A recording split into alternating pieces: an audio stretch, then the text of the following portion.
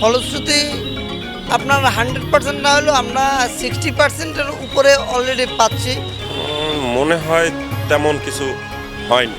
আগে যেরকমের মারামারি হানাহানি পিটাপিটি এরকম ছিল, এখন তো আস্তে আস্তে সবকিছু বন্ধ হয়ে যাইতেছে।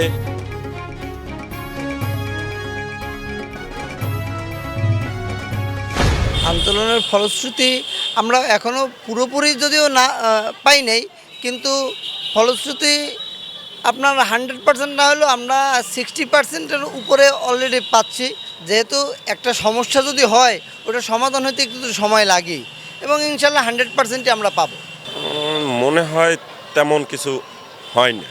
তারা যেইভাবে 5ই আগস্টে গণ অভ্যুত্থানটা বলে তারা সেই রকমের কিছুই করতে পারেনি।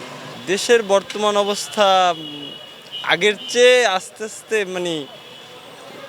ভালো হইতেছে। আগে যেরকমের মারামারি হানাহানি পিটাপিটি এরকম ছিল, এখন তো আস্তে আস্তে সবকিছু বন্ধ হয়ে যাইতেছে। আস্তে আস্তে মানুষ কর্মক্ষেত্রে ঠিক মতন ফিরতেছে। পাবলিক রিঅ্যাকশনে আপনার মতামত দিন। আপনার মতামতই পারে দেশ গঠনের নতুন পথ দেখাতে। পাবলিক রিঅ্যাকশন, দেশ গড়ায় আপনার মতামত।